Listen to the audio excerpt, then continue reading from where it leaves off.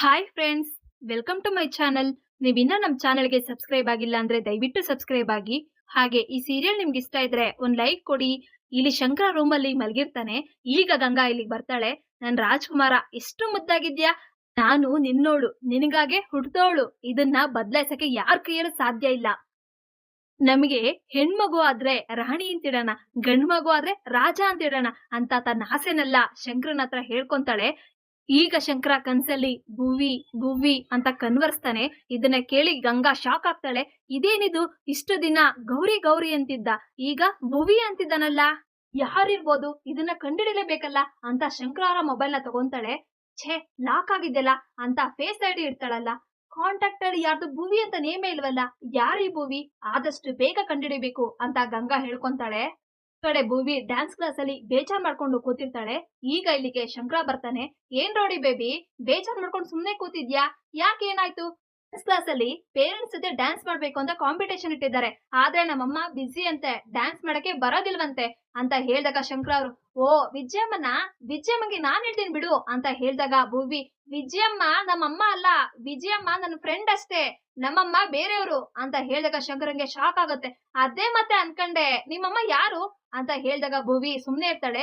ಹೇಳು ಪುಟ್ಟ, ನಿಮ್ಮಮ್ಮನ ಹೆಸರೇನು ಅಂತ ಹೇಳ್ದಾಗ ಭುವಿ, ಇಲ್ಲ ನಮ್ಮಮ್ಮನ ಹೆಸರು ನಾನು ಹೇಳೋದಿಲ್ಲ, ಅವಳ ಮೇಲೆ ನನಗೆ ಕೋಪ ಬಂದಿದೆ, ಅದಕ್ಕೆ ಅವಳ ಹೆಸರು ಹೇಳೋದಿಲ್ಲ ಅಂತ ಹೇಳ್ದಾಗ ಶಂಕರ, ಓ ಹೆಸರು ಹೇಳಕ್ಕೋ ಕೋಪನಾ, ನನ್ಗೋಸ್ಕರ ಹೇಳಕ್ಕಂತ ಅಂತ ಹೇಳ್ಬೇಕಾದ್ರೆ ಹೇಳಿಗೆ ಡ್ಯಾನ್ಸ್ ಟ್ರೈನರ್ ಬರ್ತಾರೆ. ಓ ಶಂಕರ ಅವರೇ ಬಂದ್ರಾ, ನಾನ್ ನಿಮ್ಗೋಸ್ಕರನೇ ಕಾಯ್ತಾ ಇದ್ದೆ. ಭುವಿ ಪಾಪ ಅವ್ರ ಪೇರೆಂಟ್ಸ್ ಡ್ಯಾನ್ಸ್ ಮಾಡಕ್ ಬರಕ್ ಆಗಲ್ಲ ಅಂತ ಹೇಳಿದ್ರಂತೆ, ಅದಕ್ಕೆ ನೀವ್ ಅವ್ರ ಜೊತೆ ಡ್ಯಾನ್ಸ್ ಮಾಡ್ತೀರಾ ಅಂತ ಹೇಳಿದಾಗ ಶಂಕರ, ಓ ನಾವ್ ಅವ್ರ ಜೊತೆ ಡ್ಯಾನ್ಸ್ ಮಾಡ್ಬೋದಾ, ಅದಕ್ಕೆ ನೀವು ಅವಕಾಶ ಮಾಡ್ಕೊಡ್ತೀರಾ ಅಂತ ಹೇಳಿದಾಗ ಅವರು, ಹೌದು ಕೆಲವೊಂದ್ ಪೇರೆಂಟ್ಸ್ ಡ್ಯಾನ್ಸ್ ಮಾಡಲ್ಲ ಅಂತ ಹೇಳಿದಾಗ ಅವ್ರ ಕೇರ್ ಟೇಕರ್ ಡ್ಯಾನ್ಸ್ ಮಾಡ್ಬೋದು, ನೀವ್ ಅವ್ರ ಜೊತೆ ಡ್ಯಾನ್ಸ್ ಮಾಡಿ ಅಂತ ಹೇಳಿದಾಗ ಭುವಿ, ನೀವ್ ನನ್ ಜೊತೆ ಡ್ಯಾನ್ಸ್ ಮಾಡ್ತೀರಾ ಅಂತ ಹೇಳಿದಾಗ ಶಂಕರ, ಓ ಮಾಡ್ತೀನಿ ಅಂತ ಹೇಳಿದಾಗ ಭುವಿಗೆ ತುಂಬಾ ಖುಷಿ ಆಗುತ್ತೆ. ಶಂಕರಂಗೆ ಮುತ್ ಕೊಡ್ತಾಳೆ. ಈಗ ಗೌರಿ ಮನೆಗ್ ಬರ್ತಾಳೆ. ಈಗ ವಿಜಯ್ ಅವರು, ನಾಳೆ ಡ್ಯಾನ್ಸ್ ಕ್ಲಾಸ್ ಅಲ್ಲಿ ಕಾಂಪಿಟೇಷನ್ ಇದೆ, ಅದಕ್ಕೆ ಹುಡುಗರೆಲ್ಲರೂ ಇವತ್ ನೈಟ್ ಅಲ್ಲೇ ಇದ್ದು ಡ್ಯಾನ್ಸ್ ಪ್ರಾಕ್ಟೀಸ್ ಮಾಡ್ಬೇಕು ಅಂತ ಅನ್ಕೊಂಡಿದ್ದಾರೆ, ನಾನು ಭುವಿನ ಕರ್ಕೊಂಡ್ ಹೋಗ್ಲಾ ಅಂತ ಹೇಳ್ದಾಗ ಗೌರಿ, ಬೇಡ ಅಕ್ಕ, ನನ್ ಮಗಳ ನಾನು ಎಲ್ಲೂ ಕಳ್ಸೋದಿಲ್ಲ ಅಂತ ಹೇಳ್ದಾಗ ಭುವಿಗೆ ಬೇಜಾರಾಗತ್ತೆ.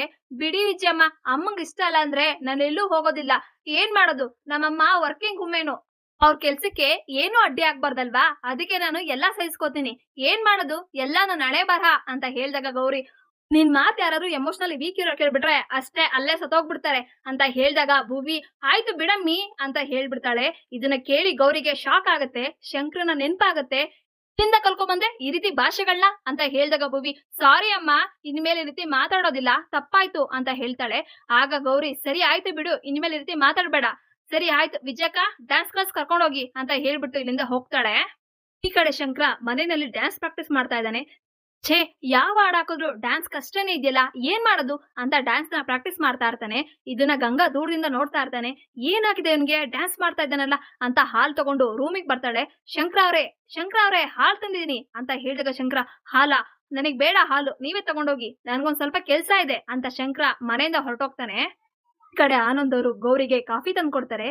ಈಗ ಗೌರಿ ಕಾಫಿ ಕುಡ್ದು, ಅಪ್ಪಾಜಿ ಮಲ್ಕೋಬೇಕು ಅಂತ ಅನಿಸ್ತಿದೆ, ಮಲ್ಕೊಳ್ಳ ಅಂತ ಹೇಳಿದಾಗ ಆನಂದ್ ಅವರು, ಅಯ್ಯೋ ಕಂದ, ಕೇಳ್ತಿಯಲ್ಲಮ್ಮ, ಮಲ್ಕೋಬಾ ಅಂತ ಹೇಳಿ ಮಲಗಿಸ್ಕೊಂತಾರೆ.